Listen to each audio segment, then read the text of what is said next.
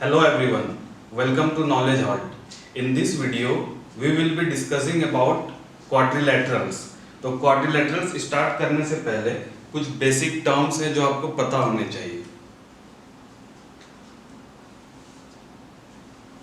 Curve. Curve का मतलब क्या होता है? आपने प्लेन सरफेस सुना है? जैसे सपोज कि ये व्हाइट बोर्ड है, ये एक प्लेन सरफेस है, ठीक है. जैसे आपके नोटबुक का भी पेपर है, वो भी एक प्लेन सरफेस है. तो जो ये कर्व है, ये कर्व हम किसे बोलते हैं? कोई भी प्लेन सरफेस जिसपे आप पेन लो या पेंसिल लो, उससे कुछ भी ड्रॉ करो without picking up your pencil. मतलब एक बार जैसे मैंने सपोज कि इस बोर्ड को टच कर लिया, उसके बाद मुझे ये मार्कर जो है इस बोर्ड से हटाना नहीं है. उसके बाद मैं जो भी ड्रॉ कर दूंगा वो एक कर्व हो जाएगा, ठीक है. जैसे सपोज कि अगर मैंने ऐसे ये कोई डायग्राम ऐसे ड्रॉ कर दिया, this is also a curve, ठीक है. तो आप देखो, कर्व भी कुछ टाइप्स के होते हैं. जैसे कि एक सिंपल कर्व होता है. सिंपल कर्व हम किसे बोलते हैं? सपोज कि मैंने बस ऐसे ही कुछ ड्रॉ कर दिया, दिस इज सिंपल कर्व. या फिर ऐसे मैंने कुछ ड्रॉ किया, दिस इज सिंपल कर्व. अगर मैं ये ड्रॉ करता हूं ऐसे, ये एक सर्कल मैंने ड्रॉ किया, यहां भी मैंने एक बार मार्कर को बोर्ड पे रखा, उसके बाद मार्कर को कभी भी बोर्ड से हटाया नहीं, तो ये भी एक कर्व हो गया. तो आप देख पा रहे हो, ये क्लोज्ड कर्व है. सिंपल कर्व का मतलब क्या है? कोई भी कर्व जिसे आप आसानी से ड्रॉ कर सको, दैट इज सिंपल कर्व. तो ये जो क्लोज्ड कर्व है, इसे हम सिंपल क्लोज्ड कर्व भी बोल सकते हैं, क्योंकि सर्कल ड्रॉ करने में तो कोई प्रॉब्लम नहीं है, आप आराम से ड्रॉ कर सकते हो, कोई कॉम्प्लेक्सिटी नहीं है. और सपोज कि जैसे मैं एक इस टाइप का कोई डायग्राम ड्रॉ करता हूं, तो इसमें क्या हो जाती है? कॉम्प्लेक्सिटी हो जाती है. तो हम ये बोल सकते हैं, this is not a simple curve, this is a curve but not a simple curve. तो यहाँ पे आपको कर्व का कॉन्सेप्ट क्लियर हो रहा है. अब हम देखते हैं नेक्स्ट टॉपिक हमारा है पॉलीगन्स. पॉलीगन्स पॉलीगन्स स्टार्ट करने से पहले आप कुछ बेसिक से वो समझ लो. आपने पहले पढ़ा होगा लाइन, लाइन सेगमेंट और रे. ये तीन चीज आपने पहले पढ़ा होगा. लाइन क्या होता है? Line has no end points. Line की कोई एंड पॉइंट नहीं होती है. Line segment, line segment has two end points. Line segment के दो एंड पॉइंट्स होते हैं. और जो ये रे है, it has one and point. अब मैं अगर एक लाइन ड्रॉ करूं, आप कुछ भी ऐसे ड्रॉ करो, ऐसे करो, ऐसे करो, एवरीथिंग इज लाइन. लेकिन जब मैं एक लाइन सेगमेंट की बात करता हूं, तो इसके दो एंड पॉइंट होने चाहिए. यानी दो पॉइंट है, मैंने इन दोनों पॉइंट को ज्वाइन किया, दिस इज लाइन सेगमेंट, ठीक है. सपोज मैंने इसकी नेमिंग कर दी A B, we can say that A B is a line segment because it has two end points. और लाइन तो ये सिंपल लाइन है. उसके बाद मैं रे की बात करता हूँ, तो रे में क्या होता है? रे has only one and point. इसे हम ऐसे डिनोट करते हैं, इसकी एक एंड पॉइंट है. अब हम आते हैं पॉलीगन्स. पॉलीगन कैसे बनता है? किसी भी लाइन सेगमेंट को ज्वाइन करने से पॉलीगन बनता है. तो आप देखो, हमारे पास पॉलीगन बनाने के लिए मिनिमम 3 लाइन सेगमेंट्स चाहिए, क्योंकि जो पॉलीगन होगा वो एक क्लोज्ड फिगर होगा. तो पॉलीगन की डेफिनेशन क्या होगी? The closed figure formed by joining line segment is known as polygon. तो अगर मैं ऐसे, मैंने 3 लाइन सेगमेंट ले लिया, ऐसे ज्वाइन करोगे आप, लाइन सेगमेंट बनाओगे, तो ये क्या है? हमारे पास ट्रायंगल एक पॉलीगन बन गया. इसका मतलब क्या है? जो पॉलीगन होगी वो एक क्लोज्ड फिगर होगी, और वो हम लाइन सेगमेंट को ज्वाइन करके ही बनाएंगे. लेकिन ये एक पॉलीगन है. अब देखो, कुछ फिगर ऐसे हैं जिसमें लाइन सेगमेंट होंगे पर वो पॉलीगन नहीं होगा. वो कैसे? सपोज मैंने एक स्टार बनाया, इस टाइप का एक डायग्राम बनाया मैंने, ठीक है। ये भी सारे लाइन सेगमेंट्स को ज्वाइन करके ही बन रहा है, पर इसमें क्या एक प्रॉब्लम क्या है, जो ये लाइन सेगमेंट है ये एक दूसरे को क्रॉस कर रही है, तो इसके अंदर एक रेस्ट्रिक्शन है। ए polygon is a closed figure formed by joining the line segment, but the line segment must not cross over each other. Clear है? अब इसके अंदर हम आगे बढ़ते हैं। इसके अंदर बात आती है कॉन्वेक्स पॉलीगन की। कॉन्वेक्स पॉलीगन, सपोज आपके पास कोई पॉलीगन गिवन है और आपको पता करना है कि वो पॉलीगन कॉन्वेक्स है या नहीं। तो कॉन्वेक्स पॉलीगन क्या होगा, जैसे मान लो ये भी एक कॉन्वेक्स पॉलीगन है, तो जो भी पॉलीगन आपके पास गिवन होगा उसमें कोई भी 2 पॉइंट डालो और उन 2 पॉइंट्स को ज्वाइन करो। अगर वो लाइन सेगमेंट पॉलीगन के अंदर लाई करेगी, then that polygon is a convex polygon.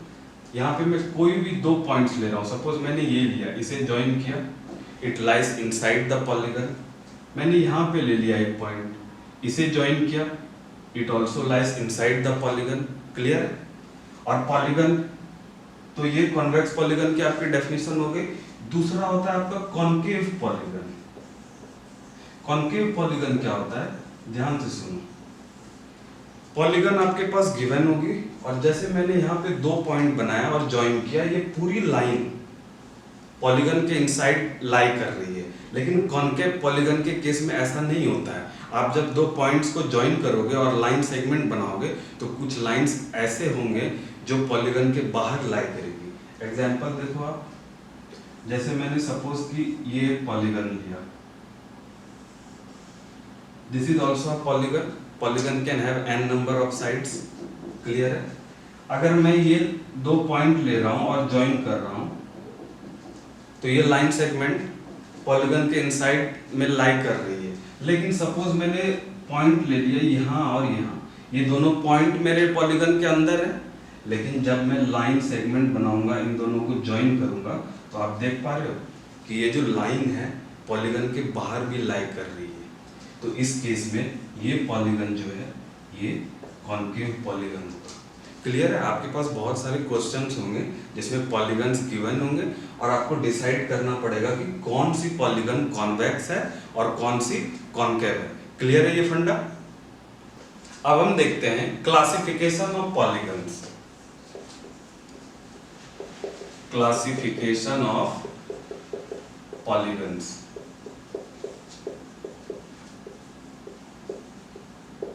अभी मैंने आपको बताया कि पॉलीगन जो बनेगी लाइन सेगमेंट को ज्वाइन करके बनेगी, और पॉलीगन बनाने के लिए हमें मिनिमम 3 लाइन सेगमेंट चाहिए, क्योंकि 2 लाइन सेगमेंट से कोई क्लोज्ड फिगर नहीं बनती है, तो वो पॉलीगन नहीं होगा। तो जब 3 साइड्स होंगे, 3 लाइन सेगमेंट यानी 3 साइड्स होंगे, ठीक है। तो 3 साइड्स में क्या बनेगी, ट्रायंगल बनेगी। ये हो गया triangle, this is a polygon, ठीक है। उसके बाद हम बात करते हैं 4 साइड्स की। 4 साइड्स में कौन सी फिगर बनेगी, सपोज मैंने ऐसे कोई फिगर बना दी, दिस इज कॉल्ड क्वाड्रिलेटरल। तो यही हमारा चैप्टर था जहां हम अभी पहुंच गए हैं क्वाड्रिलेटरल पे, ठीक है। तो ये जो 3 साइड्स है, आप ये देख रहे हो, ये पॉलीगन, ये ट्रायंगल में 3 साइड्स है, तो इसके 3 वर्टेक्स भी हैं, ठीक है। तो या तो 3 साइड्स या 3 वर्टेक्स हो, उसे हम ट्रायंगल बोलेंगे। 4 साइड्स और 4 वर्टेक्स, उसे क्वाड्रिलेटरल बोलेंगे। वैसे अगर 5 साइड्स वाली होगी, तो 5 साइड्स वाली जो होगी उसे हम बोलेंगे पेंटागन, ठीक है। फिर 6 साइड्स और 6 वर्टिसेस, 6 साइड्स और 6 वर्टिसेस जो होगी उसे हम बोलेंगे हेक्सागन, ठीक है। ऐसे 7 साइड्स वाले हेप्टागन होंगे, 8 साइड्स वाले ऑक्टागन होंगे, 9 साइड्स वाले नोनागन होंगे, 10 साइड्स वाले डेकागन होंगे। ऐसे ही जितने नंबर ऑफ साइड्स बढ़ते जाएंगे उसके अलग अलग नाम होंगे। तो यहाँ पे आप देख लो 4 साइड्स वाले क्वाड्रिलेटरल होते हैं। तो यहाँ से आप क्वाड्रिलेटरल की डेफिनेशन क्या बोल सकते हो, a polygon having 4 sides is known as quadrilateral. A polygon having 4 sides is known as quadrilateral. तो इसमें 4 साइड्स हैं, ये क्वाड्रिलेटरल है। और एग्जांपल आप ले लो, अगर मैं एक स्क्वायर भी बना रहा हूँ, दिस इज ऑल्सो क्वाड्रिलेटरल। अगर मैं एक रेक्टेंगल बना रहा हूँ, दिस इज ऑल्सो क्वाड्रिलेटरल। अगर मैं एक काइट बना रहा हूँ, दिस इज ऑल्सो क्वाड्रिलेटरल। अगर मैं एक रोम्बस बना रहा हूँ, दिस इज ऑल्सो क्वाड्रिलेटरल। ठीक है, कोई भी पॉलीगन आप बना लो, कैसा भी बना लो। सपोज मैंने ऐसा किया, फिर इसे ऐसे करके ऐसे ज्वाइन कर दिया, this is also a quadrilateral. Suppose आपने कुछ ऐसा बनाया, this is also a quadrilateral. ठीक है, तो ये क्लासिफिकेशन ऑफ पॉलीगन्स का फंडा क्लियर है। अब देखते हैं डायगोनल्स। डायगोनल्स आपने पहले भी पढ़ा होगा। डायगोनल्स क्या होते हैं? Diagonal is formed by joining any two non consecutive vertex of a polygon. कोई भी पॉलीगन आपके पास गिवन है, उसके आप एडजेसेंट वर्टेक्स को ज्वाइन नहीं करोगे, जो कॉन्जिक्यूटिव वर्टेक्स होती है उसे ज्वाइन नहीं करोगे। किसी भी नॉन कॉन्जिक्यूटिव वर्टेक्स को जब आप ज्वाइन करोगे और जो वो लाइन होगी उसे हम डायगोनल बोलते हैं। ठीक है, तो आप देखो डायगोनल्स दो टाइप के हो सकते हैं, एक्सटर्नल डायगोनल भी हो सकते हैं, इंटरनल डायगोनल्स भी हो सकते हैं। सपोज मैंने एक स्क्वायर बनाया, दिस इज स्क्वायर, मैंने नेमिंग कर दी ए बी सी डी। तो अगर मैं पॉइंट ए की बात कर रहा हूं, तो ए के एडजेसेंट में कौन सी है? बी है, यानी कि बी उसके कॉन्जिक्यूटिव में है। तो हम कोई भी नॉन कॉन्जिक्यूटिव वर्टेक्स को ज्वाइन करते हैं। तो ए के लिए डी भी कॉन्जिक्यूटिव हो गई, बी भी कॉन्जिक्यूटिव हो गई, लेकिन सी जो है नॉन कॉन्जिक्यूटिव है, तो हम इसे ज्वाइन करेंगे ऐसे। तो here A C is the diagonal. Similarly आप बी डी को ज्वाइन करोगे तो B D is the diagonal. Clear है? अगर सपोज कि मैंने ट्रायंगल बनाया,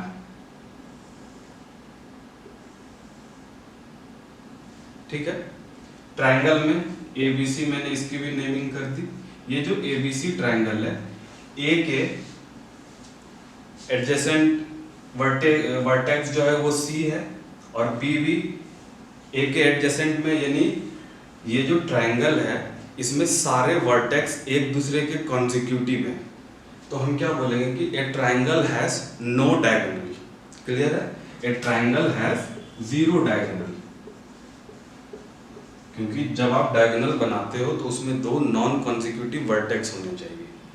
ठीक है, अब हम अगर इस केस में बात करें तो इसके सारे डायगोनल्स इनसाइड द पॉलीगन लाई कर रहे हैं, तो ये हो गया इंटरनल डायगोनल। अब मैं एक एग्जांपल लेता हूं जिसमें मैं आपको एक्सटर्नल डायगोनल दिखाऊंगा। मैंने एक पॉलीगन बनाया है ऐसे,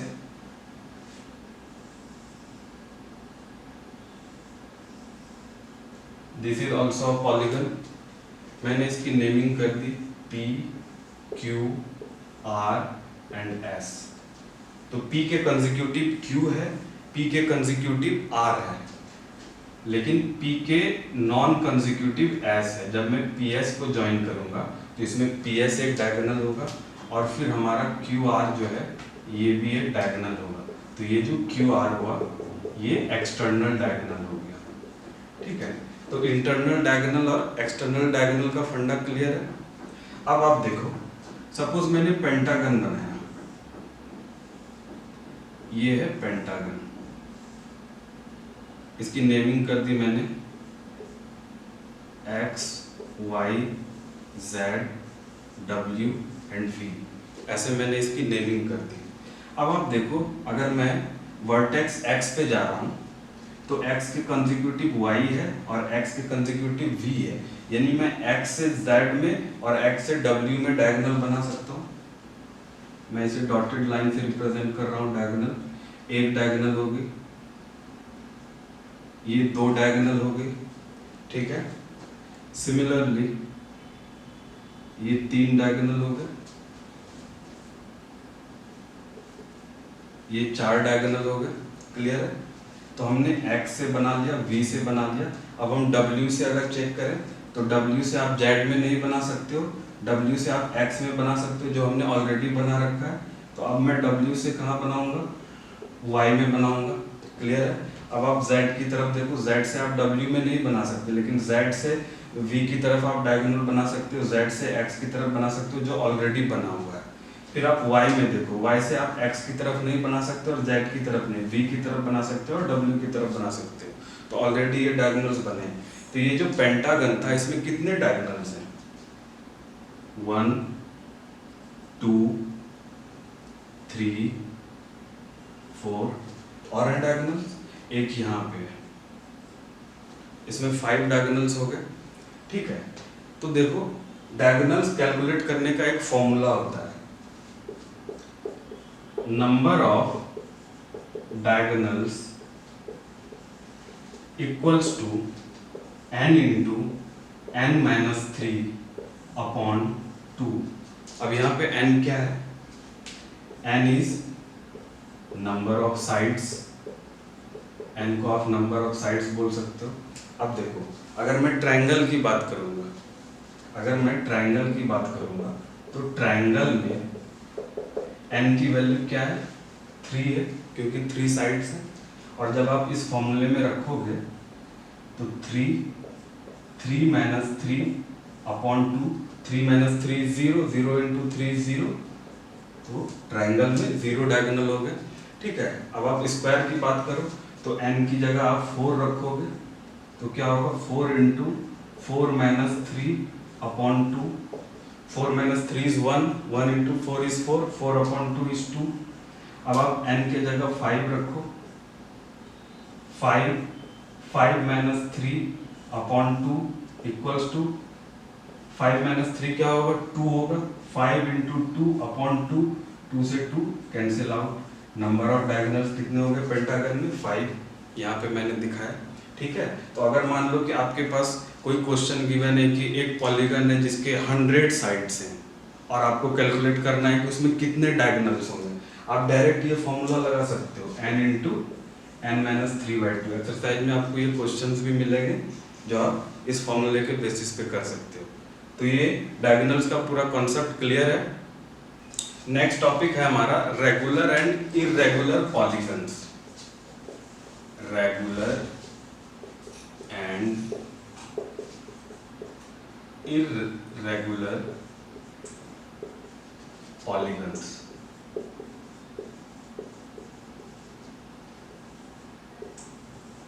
तो रेगुलर पॉलीगन्स कौन से होंगे? Any polygon having equal sides and equal angles, मतलब ऐसा कोई भी पॉलीगन जिसके साइड की लेंथ इक्वल होगी और एंगल्स भी उसके सारे एंगल्स इक्वल होंगे, वैसे पॉलीगन को हम रेगुलर पॉलीगन बोलते हैं। तो रेगुलर पॉलीगन का आप एग्जांपल देखो, ये हो जाएगा इक्विलैटरल ट्रायंगल। ठीक है, सारे एंगल्स इसके इक्वल होते हैं इक्विलैटरल ट्रायंगल के, और जो सारे साइड्स भी हैं वो भी इक्वल होते हैं। ठीक है, so this is a regular polygon. अब मैं बात करता हूँ स्क्वायर की। ये मैंने एक स्क्वायर बनाया PQRS। आपको पता है कि स्क्वायर की सारी साइड्स इक्वल होती है और सारे एंगल्स भी इक्वल होते हैं, इसके सारे एंगल्स 90 डिग्री होते हैं। तो इस टाइप के जितने भी पॉलीगन्स होंगे वो रेगुलर पॉलीगन होंगे। अब आप रेगुलर हेक्सागन बना सकते हो, रेगुलर पेंटागन बना सकते हो, साइड्स आपको सेम रखनी है। अगर साइड सेम होगी तो एंगल भी उसके इक्वल होंगे। तो any polygon having equal length sides and equal angles are known as regular polygons. अब हम बात करते हैं इररेगुलर पॉलीगन्स की। इररेगुलर पॉलीगन में आप एग्जांपल ले सकते हो रेक्टेंगल का। ठीक है, रेक्टेंगल में क्या होता है, जैसे मैंने इसकी नेमिंग कर दी ABCD। आपको पता है ये विड्थ है, ये साइड इसके इक्वल होगी, ये साइड इसके इक्वल होगी, एंगल्स इसके सारे इक्वल होंगे, लेकिन साइड्स इक्वल नहीं है, इसलिए ये इररेगुलर पॉलीगन के कैटेगरी में आ गई। ठीक है, सपोज मैं एक पेंटागन बना रहा हूं,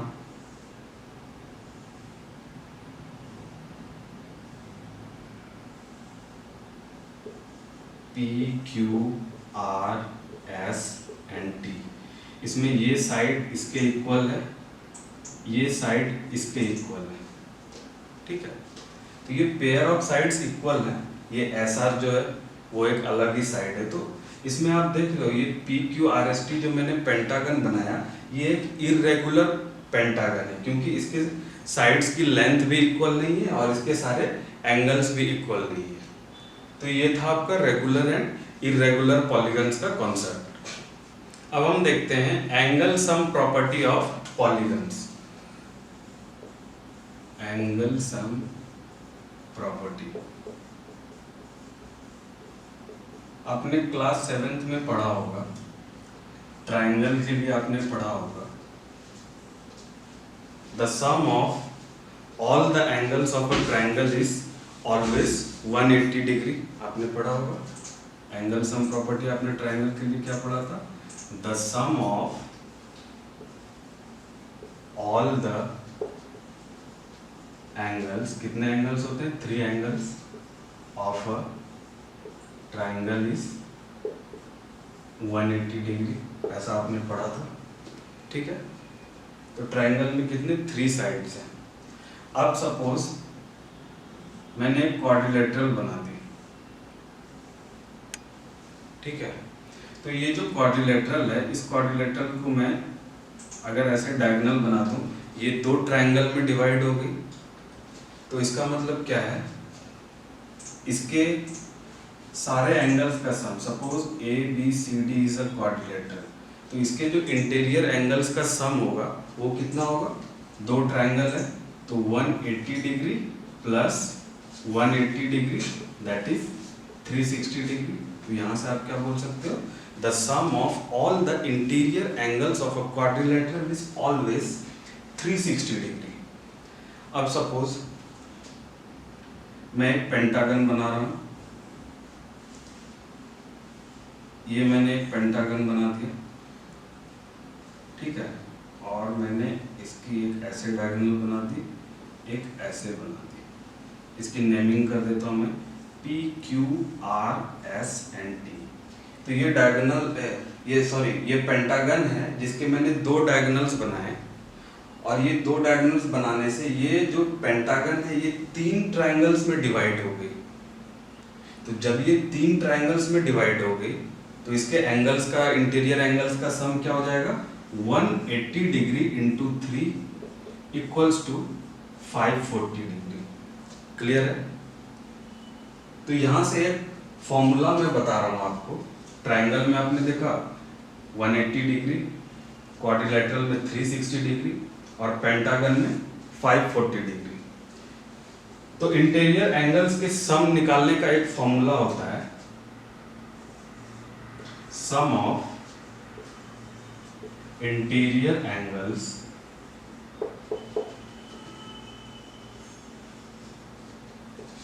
of any polygon equals to n-2 into 180 degree. Triangle में कितने साइड्स होते हैं? यहाँ पे n is number of sides. Triangle में कितने साइड्स होते हैं? 3। n की वैल्यू आप 3 रखोगे तो क्या होगा? 3 - 2 into 180। 3 - 2 is 1, 1 into 180 is what? 180। Quadrilateral में 4 साइड्स होते हैं तो n की वैल्यू 4 रखो। 4 - 2 इंटू 180 इक्वल्स टू 4 - 2 कितना होगा? 2। 2 इंटू 180 कितना होगा? 2 इंटू 180 360। n की वैल्यू अगर मैं 5 रख रहा हूं, 5 - 2 into 180 equals to 5 - 2 3, 3 into 180 is how much? 540। तो आपके पास कोई भी पॉलीगन गिवन हो, अगर आपके पास उसके नंबर ऑफ साइड्स होंगे तो आप उसके इंटीरियर एंगल्स का सम आराम से निकाल सकते हो। इसके साथ एक और प्रॉपर्टी होती है, ये तो हमने इंटीरियर एंगल्स के सम की बात की पॉलीगन के केस में।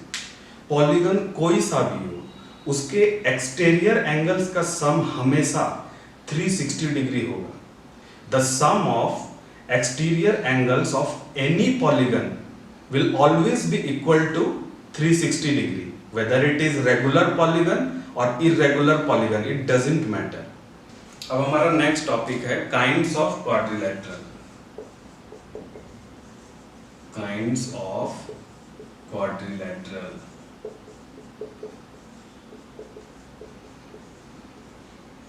इसमें हम सबसे पहले देखेंगे ट्रेपेजियम.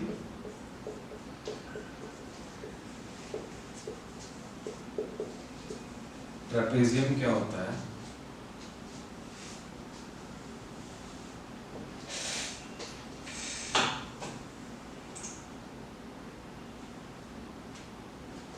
ये एक ट्रेपेजियम है. इसकी नेमिंग करता हूं मैं ए बी सी डी. आप देख रहे हो जो ट्रेपेजियम की साइड ए बी और सी डी है वो पैरेलल है. तो यहां से आप क्या बोल सकते हो? A trapezium is a quadrilateral whose one pair of side is parallel. मतलब ट्रेपेजियम एक ऐसा क्वाड्रिलेटरल है जिसकी केवल वन पेयर ऑफ साइड ही पैरेलल होगी. Here AB is parallel to DC. ये पैरेलल का सिंबल है, आप लोगों को पता होगा. ठीक है. इसके बाद इसमें दूसरा क्वाड्रिलेटरल आता है काइट. काइट का डायग्राम कुछ ऐसा होता है.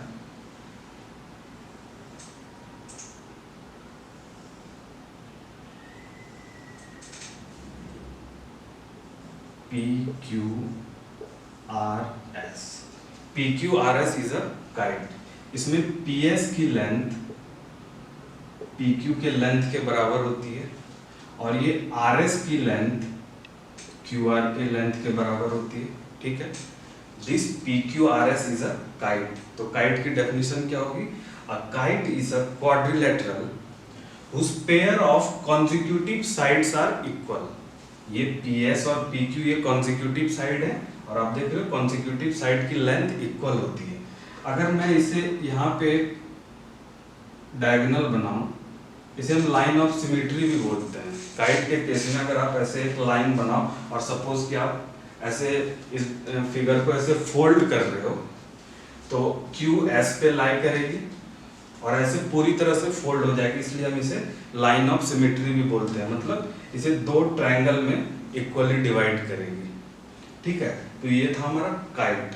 अब हम देखते हैं third and the most important, that is parallelogram.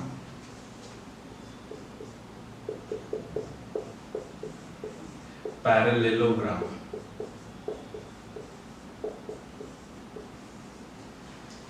Parallelogram क्या होता है? Parallelogram is also a quadrilateral. Parallelogram का डायग्राम कुछ इस तरीके से बनेगा.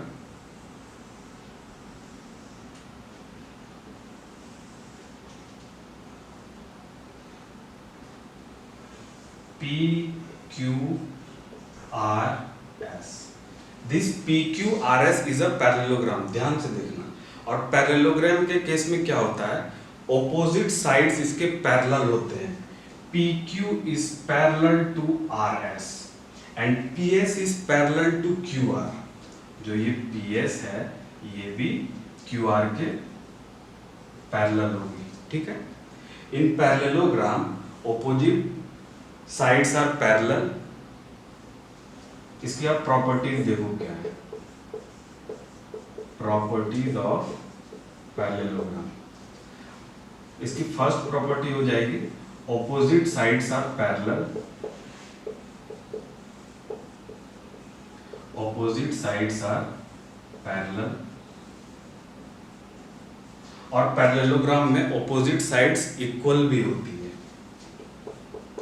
Opposite sides are equal.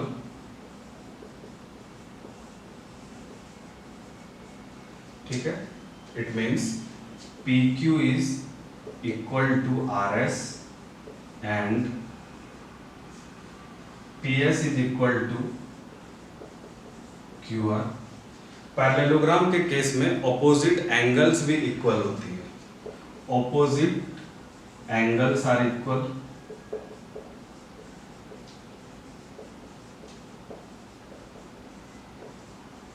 Opposite angles are equal. Suppose मैंने इसकी नेमिंग कर दी एंगल 1 इसकी कर दी एंगल 2, इसकी कर दी एंगल 3 और इसकी कर दी एंगल 4। तो क्या होगा, angle 1 will be equal to angle 3 and angle 2 will be equal to angle 4। Clear है। और आप जब डायगोनल्स बनाओगे, एक डायगोनल इसमें क्या बनेगी, एक डायगोनल बनेगी QS और एक डायगोनल बनेगी PR। ये इंटरसेक्ट करेगी यहाँ, इस पॉइंट को हम O बोलते हैं। तो इन case of parallelogram the diagonals bisect each other, diagonals bisect each other. Diagonals एक दूसरे को बाइसेक्ट करती है, इसका मतलब क्या हुआ, जो PO की लेंथ होगी वो OR के लेंथ के बराबर होगी। सिमिलरली जो OS की लेंथ होगी वो OQ के लेंथ के बराबर होगी। ठीक है। तो जब ये आप ये पैरेललोग्राम देख रहे हो, और मैं ये मान के चल रहा था कि आपको एडजेसेंट साइड, एडजेसेंट वर्टेक्स, ये सब का फंडा क्लियर है, क्योंकि मैंने स्टार्टिंग में भी आपको बहुत सारे एडजेसेंट पॉइंट्स, वर्टेक्स वगैरह के बारे में बताया था। तो ये जो पैरेललोग्राम है, इसकी प्रॉपर्टी क्या है, सबसे पहले a parallelogram is a quadrilateral, क्योंकि इसके भी 4 साइड्स हैं। Its opposite sides are equal and parallel, its opposite angles are equal, its diagonal bisect each other, और क्योंकि डायगोनल एक दूसरे को बाइसेक्ट करती है इसलिए ये length OP equals to OR होगी और OQ इक्वल्स टू OS होगी। क्लियर है। और क्योंकि ये पैरेललोग्राम एक क्वाड्रिलेटरल है तो इसके सम ऑफ इंटीरियर एंगल्स क्या होंगे, वो 360 डिग्री होंगे। अगर मैं इसके एक्सटीरियर एंगल्स का सम की बात करूंगा तो एक्सटीरियर एंगल्स का सम क्या होगा, वो मैंने आपको बताया था, the sum of exterior angles of any polygon will always be 360 degree. अब हमारा लास्ट टॉपिक है some special parallelograms. Some special parallelograms.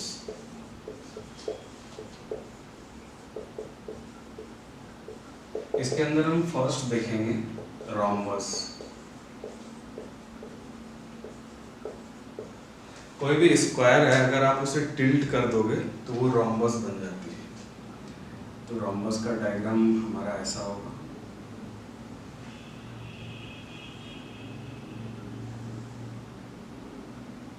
जैसे ये ABCD एक रोम्बस है, इसके सारे साइड्स की लेंथ इक्वल होती है।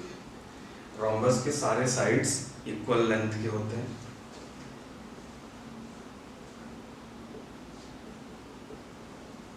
इसके जो डायगोनल्स है वो परपेंडिकुलरली बाइसेक्ट करती है एक दूसरे को। So we can say that a rhombus is a parallelogram having all 4 sides equal and their diagonals bisect each other at 90 degree. ठीक है। और क्योंकि एक रोम्बस एक पैरेललोग्राम है तो हमें पता है कि एक पैरेललोग्राम जो होता है एक क्वाड्रिलेटरल भी होता है। तो ये जो रोम्बस है ये पैरेललोग्राम की सारी प्रॉपर्टीज को फॉलो करेगा। ठीक है। अब इसमें नेक्स्ट आता है हमारा rectangle.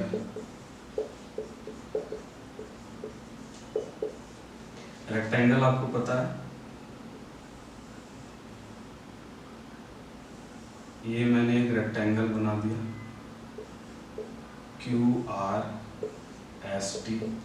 QRST is a rectangle. आपको पता है रेक्टेंगल में ऑपोजिट साइड्स इक्वल होते हैं। ठीक है। और इसके सारे एंगल्स जो हैं वो 90 डिग्री होते हैं। Angle Q, angle T, angle R, angle S, सारे एंगल्स 90 डिग्री होते हैं। और जब मैं ये डायगोनल्स बनाऊंगा,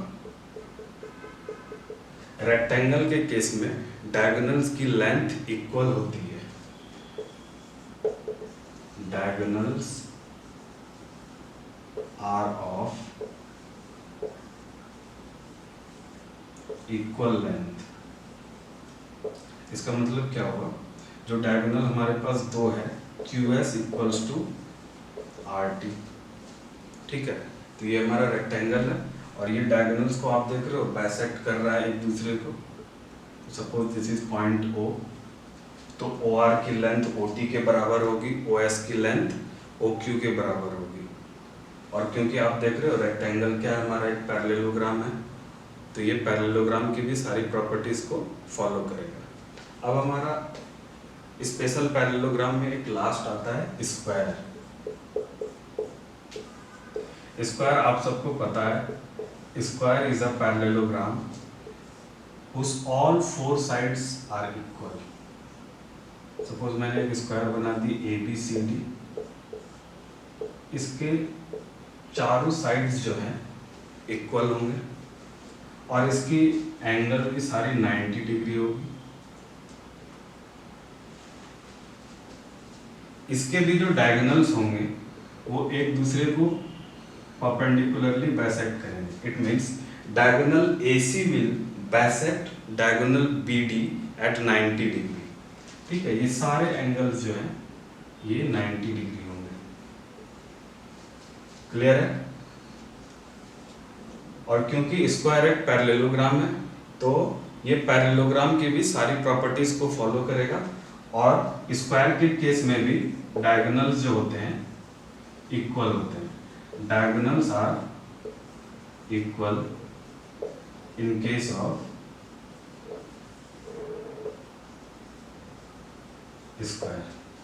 ठीक है, तो इन सब की अगर आप प्रॉपर्टीज याद रखोगे तो जब आप एक्सरसाइज के क्वेश्चन करोगे तो आपको आसानी होगी करने में। बहुत सारे डाटास गिवन होंगे, कुछ डाटा मिसिंग्स होंगे, तो जब आपको प्रॉपर्टीज याद होगी तो उसके बेसिस पे आप सारे क्वेश्चन कर पाओगे। Thank you.